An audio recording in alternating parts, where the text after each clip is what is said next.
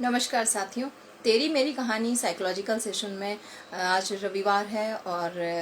12:04 हो चुके हैं और हम आपके साथ उपस्थित हैं किसी एक और नए विषय के साथ जो हमारे मन से जुड़ा हुआ है, जो हमारे मस्तिष्क से जुड़ा हुआ है और जो हमारे आसपास के पूरे वातावरण को, हमारे आव भाव व्यवहार से फर्क डालता है या उसको प्रभावित करता है या उससे प्रभावित होता है। किसी भी तरीके से देखा जाए तो हम ये कह सकते हैं कि हमारा जो व्यवहार है और हमारा जो अंदर के हमारे भाव हैं वो हमें प्रभावित भी करते हैं और दूसरों को भी प्रभावित करते हैं। दोनों ही लिहाज से ये बहुत ही बहुमूल्य हो जाता है कि हम अपनी मेंटल हेल्थ को कैसे हेल्दी रखें और कैसे उसके बारे में और अधिक जानें। तो चलिए, आज का दिन भी बहुत अच्छा है। आज वर्ल्ड मेंटल हेल्थ डे है और इस बार का जो एक पूरी ऑर्गेनाइजेशंस ने जो हमारी वर्ल्ड लेवल पे जो फेडरेशन है मेंटल हेल्थ की, उसकी तरफ से WHO की तरफ से जो इस बार की थीम रखी गई है वो रखी गई है सुसाइड। लेकिन आप बिल्कुल फिक्र मत कीजिए, आज हम पहले सिर्फ मेंटल हेल्थ से जुड़े हुए मुद्दों पे बात करेंगे। सुसाइड प्रिवेंशन पर वैसे भी हमारा काम बहुत अच्छा चल रहा है और हम इस पर काफ़ी अवेयरनेस फैला रहे हैं और उस पूरे ही टॉपिक को हम अपने किसी नेक्स्ट सेशन में कवर करेंगे। तो आज हम सबसे पहले ये जानते हैं कि जो मेंटल हेल्थ से रिलेटेड चीज़ें हैं उनको हम किस तरीके से ये समझें और ये कैसे समझें कि वो मेंटल हेल्थ क्या सिर्फ ब्रेन में होने वाले कुछ केमिकल्स का इम्बैलेंस है या कुछ इससे भी बढ़कर। तो उसको जानने के लिए मैं आप सब लोगों से रिक्वेस्ट करूंगी, इफ़ आई एम लाइव तो just send me any message कि आप सब लोग मुझे सुन पा रहे हैं। तो ये मेरे लिए बहुत ईजी होगा कि मैं लाइव आ चुकी हूँ। Due to some technical issues have some misconception. ठीक है, thank you so much for watching Teri Meri कहानी साइकोलॉजिकल सेशंस। तो आज के विषय में, आज हमारा जो विषय है वो है mental health and it's significant, how it is significant for everyone. एक बच्चे के लिए, एक बड़े के लिए और उस बुजुर्ग के लिए कैसे मेंटल हेल्थ के इश्यूज सिग्निफिकेंस इनकी होती है और हम इसको नरिश कैसे करें। तो आइए सबसे पहले हम ये जान लेते हैं कि मेंटल हेल्थ से रिलेटेड एक जो थॉट है हम सब जिसके को रखते हैं अपने मन में, हम उसमें क्या मिसकंसेप्शन है उसे हम सबसे पहले एलिमिनेट कर लें। तो हमें जब हम गलत थॉट को या मिथ्स को अंदर अपने मन में समझते हैं या उससे उसके थ्रू एजुकेट होते हैं तो हमें मेंटल हेल्थ को समझ पाना थोड़ा और कठिन हो जाता है, क्योंकि ऑलरेडी पहले से कुछ मिसकंसेप्शन है। तो हम हर बार एक रॉन्ग थॉट को, इनकरेक्ट थॉट को करेक्ट करते हैं। तो आज का जो मेरा एक इनकरेक्ट थॉट है उसमें मैं आप लोगों से जो एक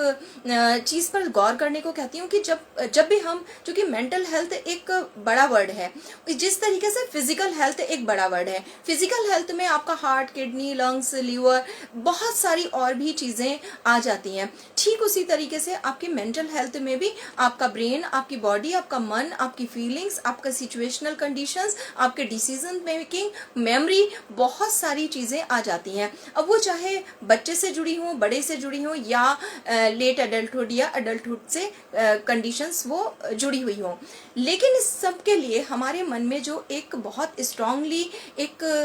थॉट इस्टेब्लिश्ड है वो है डिप्रेशन और एंग्जाइटी। एंग्जाइटी अभी थोड़ा सा कुछ ही सालों में इंट्रोड्यूस हुआ है, लेकिन उससे पहले सब लोगों को डिप्रेशन ही कहा जाता था कि सबको डिप्रेशन हो रहा है। जो चुप है वो भी डिप्रेशन में, जो सुसाइड कर ले रहा है वो भी डिप्रेशन में, जो नहीं बोल रहा है या बहुत रो रहा है वो भी डिप्रेशन में। तो एक ये इसको ग्लोबलाइज कर दिया गया। वहीं साथ साथ हमने देखा है कई बार हमारे सेलिब्रिटीज और हमारे बहुत कुछ ऐसे लोग जिनको हम सुनते हैं समय समय पर, वो अक्सर डिप्रेशन से ही अपने आप को कनेक्ट करके ही इसको बताते हैं। वो कभी भी इस बात पर चर्चा नहीं करते कि उनकी डायग्नोसिस क्या की गई और क्या उनको बताया गया, जबकि कई बार साइकोलॉजिकल टेस्ट में डायग्नोसिस में डिप्रेशन कम मिलता है, कुछ अदर एलिमेंट्स ज़्यादा मिल रहे होते हैं, लेकिन उनकी चर्चा नहीं होती। तो यहाँ पर जो हमें थॉट को इनकरेक्ट है थॉट वो ये कि सारी मेंटल हेल्थ आपकी एंजाइटी और डिप्रेशन से रिलेटेड नहीं है। तो फिर अब करेक्ट थॉट क्या है जिसको हम करेक्ट कर लें? वो करेक्ट थॉट ये है कि हमारे जो एक हमारे अंदर, हमारे शरीर में, हमारे मन में, हमारे किसी भी तरीके से एक, ये जब हमने इसको कह दिया, एक बड़ा वर्ड है मेंटल हेल्थ, तो उस मेंटल हेल्थ में हमारी ब्रेन और बॉडी दोनों ही आ गए। उसमें हमारी हेरिडिटरी, हमारा डेवलपमेंटल, हमारे डिसऑर्डर्स हैं या नहीं है, या हमारी सिचुएशंस, इन तीनों से मिलकर बहुत सारी चीज़ें मिलकर हमारे मेंटल हेल्थ को बनाती हैं। तो हमको जो एक पॉजिटिव थॉट है वो ये अपने रखना होगा, समझ, और इसको एजुकेट भी होना होगा, समझना होगा, इसकी अवेयरनेस भी हमें समय समय पे फैलानी होगी कि मेंटल हेल्थ सारी चीज़ों से रिलेटेड है। वो चाहे आपकी पढ़ाई हो, वो चाहे आपकी नौकरी हो, वो चाहे आपका डेली हाउस होल्ड वर्क हो, या आपका सोशलाइजेशन हो, आपका बिलीफ सिस्टम हो, आपकी डिसीजन मेकिंग हो, वो सारी चीज़ें मिलकर जिसमें आप खुद को कंट्रोल नहीं कर पा रहे, एडजस्ट नहीं कर पा रहे, और आप खुद को खुश फील नहीं कर पा रहे, यानी कि आपका satisfaction level day by day life का वो रिड्यूस हो रहा है। ये सभी कुछ मैटर्स जो हैं वो आपके मेंटल हेल्थ से रिलेटेड इशू हैं, सिर्फ एंजाइटी और डिप्रेशन नहीं। तो यहाँ से हम सब की जिम्मेदारी बहुत ज़्यादा बढ़ जाती है कि हम आज वर्ल्ड मेंटल हेल्थ डे पर इस अवेयरनेस को फैलाएं और इस बात से एजुकेट हों, और साथ साथ में एक रिमूव करें स्टिग्मा अपने मन से, अपने समाज से, अपने परिवार से, और अपने उन सभी मित्रों के लिए जो हमारे लिए खास है, और स्वयं को एसोसिएट करें किसी मेंटल हेल्थ प्रोफेशनल्स के साथ, जिस तरीके से आप अपने आप को अपने डॉक्टर्स के साथ एसोसिएट रखते हैं। वहां पर जाकर आप ये समझ पाएंगे कि जो भी आपकी लाइफ से जुड़े हुए कुछ भी छोटे बड़े मैटर्स हैं वो कई बार आपके मेंटल हेल्थ का हिस्सा है, क्योंकि आप अगर लाइफ में खुश नहीं है। अब इस पर अगर बात आती है तो इस बार की हमारी थीम सुसाइड प्रिवेंशन के साथ साथ अनइक्वालिटी पर भी है कि कैसे हमारा जो समाज है वो एक अनइक्वालिटी पर डिपेंड है। क्या हमारे पास है और क्या होना चाहिए, क्या हमारे पास हम रखना चाहते हैं या हमारे पास हम पाना चाहते हैं, इन सब की दौड़ में हम कहीं ना कहीं खुश रहना, और बहुत सारी ऐसी छोटी छोटी फीलिंग्स को हमारी वो एक प्रकार से डैमेज हो रही है, या हम उनको फील नहीं कर पा रहे हैं, या हम एक कोई जिद लेकर या किसी और चीज के पीछे भागते जा रहे हैं। ये सभी कुछ मुद्दे आपके मेंटल हेल्थ से रिलेटेड हैं। आपको हर दिन का अपना एक मीटर जरूर चेक कर लेना चाहिए, जिस तरीके से आप अपनी गाड़ी का फ्यूल मीटर चेक करते हैं, आप अपने घर का इलेक्ट्रिक मीटर चेक करते हैं, आप अपने घर का वेजिटेबल चेक करते हैं कि कितनी फल बचे हुए हैं, कितनी वेजिटेबल्स बची हुई हैं। ठीक इसी तरीके से हर दिन अगर हर व्यक्ति ये चेक कर ले कि वो आज पूरे दिन में कितना खुश है और कितना सेटिस्फाइड है, तो शायद ये आप सबको समझने के लिए आसान होगा कि क्या आपके भी लाइफ में कोई मेंटल हेल्थ से रिलेटेड मुद्दा है या नहीं है। तो आप इजीली अपने आप को अपने प्रोफेशनल्स के साथ कनेक्ट कर पाएंगे। अब बात आती है कि मैं आज के सेशन को 3 पार्ट में डिवाइड करती हूँ कि आप मेंटल हेल्थ पर जब सोचें तो इसको एक वो लोग जिनके की घरों में कोई बच्चा या कोई ऐसा व्यक्ति जो कि 10 और 11 साल से अंदर है, उस बच्चे को कैसे देख आप समझें, और आप अपने घर के एडल्ट जिसमें कि एडोलसेंस और लेट एडल्टहुड दोनों ही एज के लोग आ जाएंगे। 3rd नंबर पर आपके घर के जो बुजुर्ग हैं, जो ओल्डर एज पीपल है, उनको आप किस तरीके से समझें। आपको ध्यान रखना होगा कि जो हमारा एक चाइल्डहुड का एरिया है, अगर हम चाइल्डहुड के एरिया पे बात करें तो हम इसमें देखते हैं कि 3 चीजें इसमें कनेक्ट होती हैं। हम बच्चे का डेवलपमेंटल एरिया, उसका पूरा बर्थ और उसका जो प्रीनेटल और पोस्टनेटल हिस्ट्री है वो और उसका डेवलपमेंटल फेज कैसे जा रहा है। अगर उसके अंदर किसी भी तरीके का डेवलपमेंटल डिसऑर्डर्स है या उसकी पोस्टनेटल और प्रीनेटल हिस्ट्री यानी कि पैदा होने से पहले और पैदा होने के बाद की केस हिस्ट्री में कोई भी ऐसी कंडीशन मिल रही है, साथ में उसकी हेरिडिटरी में कहीं उसकी मदर फादर या उसके जीन में किसी भी ब्लड रिलेशन में कोई क्या मेंटल डिसऑर्डर या किसी और तरीके का डिसऑर्डर्स है, साथ में आप देखेंगे कि उस बच्चे का जो पूरा एक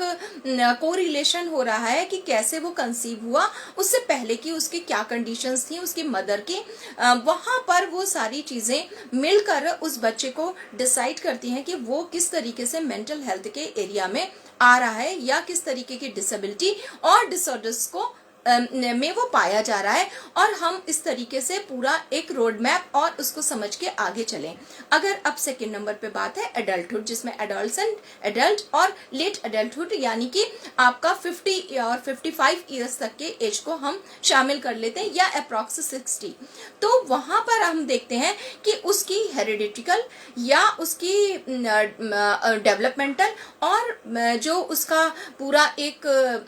सिचुएशनल चीजें हैं, यानी कि उसके हालात, क्या उसके कुछ ऐसे हालात हैं जिसमें कि वो बहुत ज्यादा एक टफ और स्ट्रगलिंग पीरियड से गुजरा है, क्या उसके माता पिता या उसके दादा दादी ब्लड रिलेशन में कहीं भी फैमिली हिस्ट्री में कोई मेंटल इलनेस पहले से मौजूद है, और साथ में उसकी क्या डेवलपमेंटल हिस्ट्री में भी, डेवलपमेंटल यानी कि 5.5 साल या 6 साल तक में उसके डेवलपमेंटल जोन में क्या कभी वो गिरा था, कोई इंजरी थी, इस तरीके की चीजें और सिचुएशनल चीजें, उसके हालात कैसे थे, ये सब वेरी करता है। उसी के साथ साथ जब हम किसी एक 55 प्लस किसी व्यक्ति को जब देखते हैं या उसको उसके अंदर कोई इलनेस पाते हैं, तो उसमें 2-3 चीजें हैं। एक हेरिडिटिकल तीनों चीजों में आता है कि अगर किसी की भी फैमिली हिस्ट्री में कोई भी ऐसी केस हिस्ट्री मिल रही है, तो हमें बहुत ज्यादा कॉन्फिडेंट या ओवर कॉन्फिडेंट होने की जरूरत नहीं है, बल्कि अवेयर होना है कि हम उस चीजों में ना ग्रस्त हो जाए। ठीक उसी तरीके से कि अगर आपकी केस हिस्ट्री में शुगर है या आपकी केस हिस्ट्री में बीपी या हार्ट ट्रबल्स की हिस्ट्री मिलती है, तो हम पहले से ही अवेयर होते हैं कि हमें भी शुगर ना हो जाए। ठीक उसी तरीके से हमको हमारे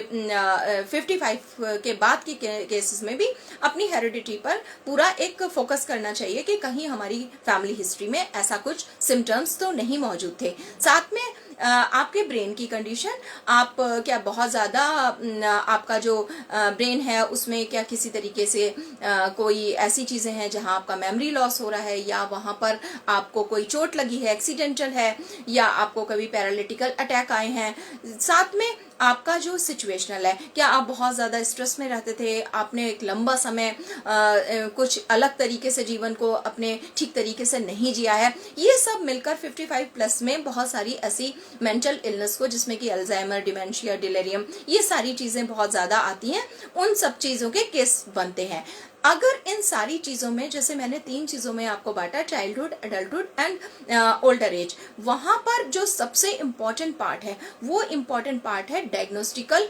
इंटरवेंशंस। अगर आपकी जिस भी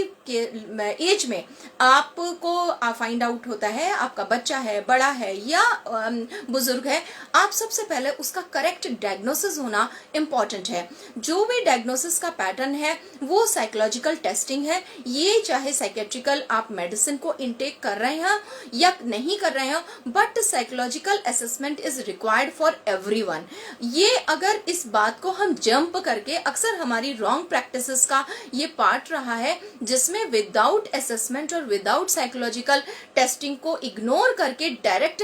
मेडिसिन को एप्लीकेशंस में लाया जाता है या डायरेक्ट थेरेपीज को एप्लीकेशंस में लाया जाता है। It is completely wrong practices. इसे कोई भी करता है तो वो कहीं ना कहीं गलत तरीके से अपनी प्रैक्टिसेस को इन मेंटल हेल्थ केसेस में रन कर रहा है। ठीक उसी तरह आपको जब बुखार है या आपके हार्ट में चेस्ट में पेन है, आपको हार्ट पेन है या आपको एक कोई सिंपल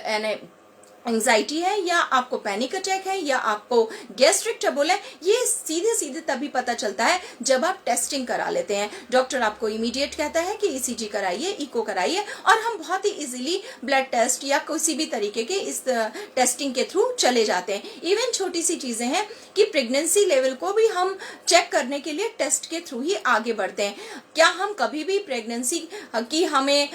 हमारे पीरियड्स नहीं आए हैं तो प्रेगनेंसी को मान लिया जाए और स्टार्ट कर दिया जाए? बिल्कुल नहीं। सिर्फ एक मेंटल हेल्थ का इतना इग्नोरेंस रहा है इस पूरे देश में, इवन ऑल ओवर वर्ल्ड, कि जिसमें हमको पता ही नहीं कि टेस्टिंग इस एक जरिया है जिसके थ्रू हम ये डायग्नोसिस कर सकते हैं कि हमारे व्यक्ति को किस तरीके का डिसऑर्डर है, किस तरीके की इलनेस है, किस तरीके की डिसेबिलिटी है, और हम बिना इस बात की जांच करे मेंटल हेल्थ के केसेस को डील कर रहे होते हैं सिर्फ 2 वर्ड्स के द्वारा, एंजाइटी या डिप्रेशन। बच्चों के केसेस में पेरेंट कहते हैं बोलता नहीं है या पढ़ाई नहीं करता, याद नहीं करता। कभी भी कोई भी केस मुझे इस तरीके से नहीं मिलता कि वो ये कहे कि मेरे बच्चे को ये डायग्नोसिस हुआ है। तो आपकी टेस्टिंग का पार्ट बहुत इंपॉर्टेंट है। Diagnostic intervention is necessary for every case, for everyone to know about your mental health in a better way. तभी आप उसकी थेरेपी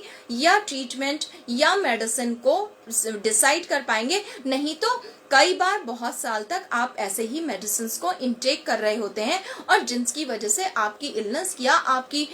जो परेशानी है उसका एक जो निदान है वो नहीं हो पाता, क्योंकि आपकी जो अप्रोचेस होती हैं या डॉक्टर्स की जो अप्रोचेस होती हैं वो सही डायरेक्शन में रन नहीं हो रही होती। इसके साथ साथ मेंटल हेल्थ डे पर यह भी समझना बहुत ज़रूरी है कि जब हमारा मेंटल एरिया हमारे ब्रेन और हमारी बॉडी से कनेक्ट होता है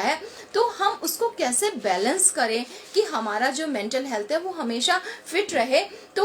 जब हम इस कंडीशन में आ गए हैं तो डायग्नोसिस जरूर करवाएंगे। हम इस कंडीशन में ना आए, चाहे वो कोई फीमेल हो जो प्रेग्नेंट हो या मेल हो